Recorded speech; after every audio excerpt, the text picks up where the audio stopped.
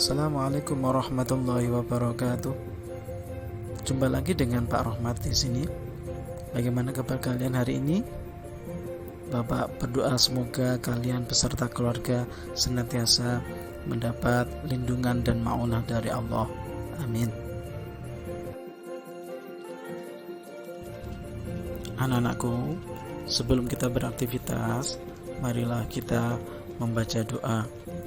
Semoga kita senantiasa mendapat ridho Allah Subhanahu wa taala. Bismillahirrahmanirrahim. Rabbana la ilma lana illa ma 'allamtana innaka antal alimul hakim.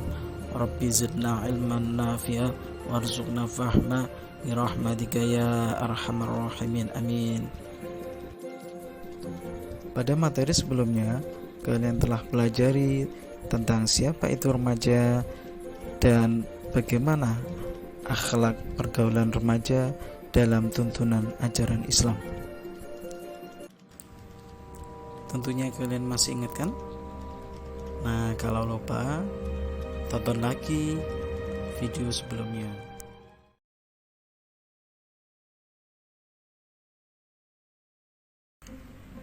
Mari kita lanjutkan bahasan kita tentang akhlak terpuji pergaulan remaja yang sesuai dengan tuntutan ajaran agama Islam. Mengembangkan wawasan keilmuan.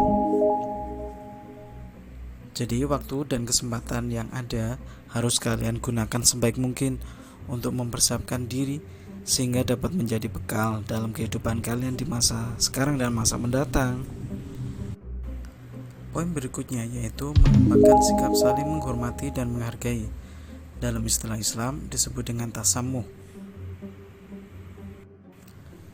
Dengan sesama muslim, kita senantiasa harus bersatu, tidak bertengkar, dan tidak bermusuhan.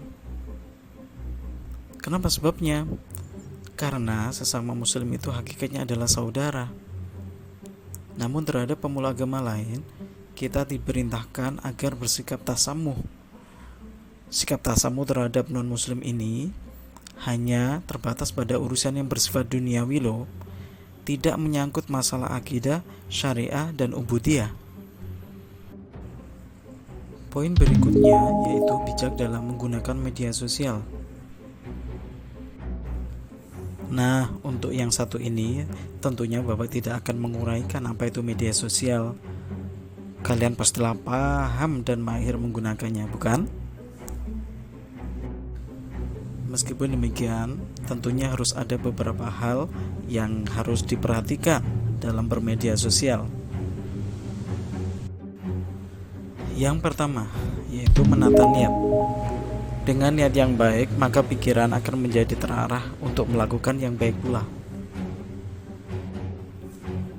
Yang kedua, yaitu bacalah berita hanya dari sumber yang layak dipercaya atau yang sudah umum lazim di khalayak masyarakat. Apabila mendapat informasi lewat media sosial, baik berupa tulisan ataupun yang lainnya, hendaknya dilihat dulu dari mana sumbernya. Gunakan pikiran dengan jernih dan cerdas untuk menganalisa kebenaran informasi tersebut. Selanjutnya, baca dulu isi beritanya. Pertimbangkanlah manfaat dan madaratnya. Sebab apabila menyebarkan isi berita yang tidak ada manfaatnya dan bahkan membawa kemudaratan, maka sesungguhnya yang bersangkutan itu telah melakukan keburukan dan perbuatan tersebut termasuk dosa. Sedangkan jejak digital yang ada maka tidak akan bisa ditarik atau dihapus lagi. Bisa jadi ini menjadi rangkaian dosa yang tidak berkesudahan. Gunakan media sosial untuk kepentingan belajar, dakwah, menjalin ukhuwah, baik ukhuwah basyariah, Islamiyah, dan watoniyah.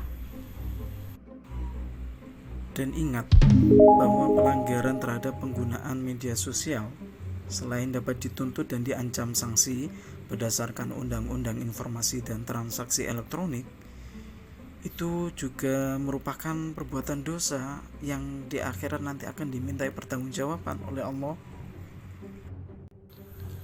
Adakah dampak positif akhlak terpuji pergaulan remaja itu? Tentunya ada dong. Baik, yang pertama, menumbuhkan sikap arif dan bijaksana. Sikap arif dan bijaksana ini dapat dilihat pada kemampuan bertindak sesuai dengan norma-norma hidup yang ada di masyarakat, baik norma hukum, norma agama, norma sosial, dan sebagainya. Perilaku remaja yang arif dan bijaksana mendorong terbentuknya pribadi yang berwawasan luas, mempunyai tenggang rasa tinggi, bersikap hati-hati, sabar, dan santun. Poin selanjutnya yaitu menumbuhkan sikap mandiri. Mandiri di sini dapat diartikan sebagai bahwa dia akan mampu bertindak tanpa bantuan pihak lain, bebas dari campur tangan siapapun, dan bebas dari pengaruh apapun. Poin berikutnya yaitu menumbuhkan sikap tanggung jawab. Apa makna tanggung jawab itu? Tanggung jawab itu adalah kesediaan dan keberanian untuk melaksanakan semua tugas dan wewenang sebaik mungkin, serta bersedia menanggung segala akibat atas pelaksanaan tugas dan wewenang tersebut. Nah, selanjutnya, bagaimana cara kita membiasakan akhlak terpuji dalam pergaulan remaja itu? Simak penjelasan berikut ini. Pertama, menutup aurat. Kebiasaan menutup aurat ini harus senantiasa dijaga, dipelihara, tidak terkecuali siapapun itu. Adapun manfaat menutup aurat adalah menjaga kehormatan diri dan kebersihan hati. Mengenai batasan-batasan aurat yang harus dijaga antara laki-laki dan perempuan itu berbeda loh ya. Tentunya itu sesuai dengan ketentuan ajaran agama Islam. Andai pun mengikuti perkembangan mode berpakaian yang ada di zaman sekarang, maka ketentuan baku dalam berpakaian tetap harus diperhatikan. Misalnya, pakaian jangan yang terlalu ketat-ketat, jangan transparan, dan pakaian harus menutup anggota tubuh yang semestinya ditutup. Yang kedua yaitu menjauhi perzinaan dan segala hal yang mendorong ke arah sana.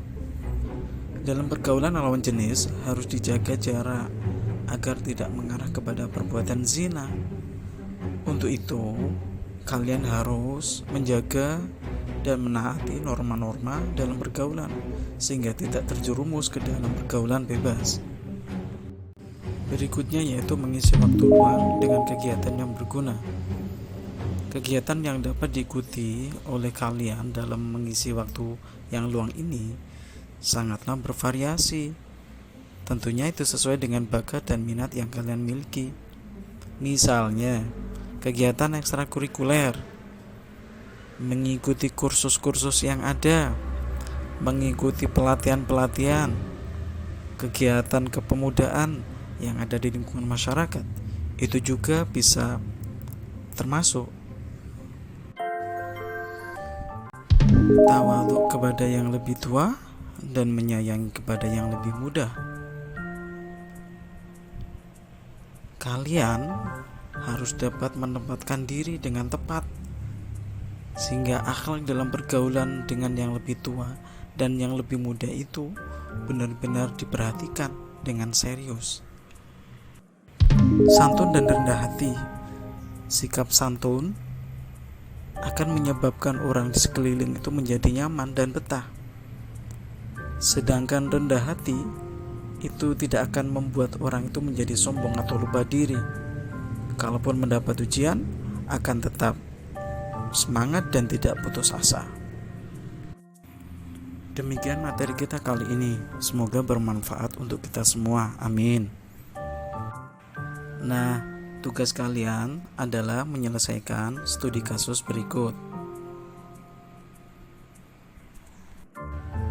Jangan lupa ya, kerjakan dengan serius dan nanti jawabannya silakan dikirim via WA grup kelas Aqidah Akhlak kelas kalian. Semoga aktivitas kita senantiasa mendapat ridho dari Allah Subhanahu wa taala. Amin. Mari kita tutup dengan doa kafaratul majelis. Subhanakallahumma wa bihamdika asyhadu an la ilaha illa anta astaghfiruka wa atubu ilaik. Terima kasih dan mohon maaf. Wassalamualaikum warahmatullahi wabarakatuh.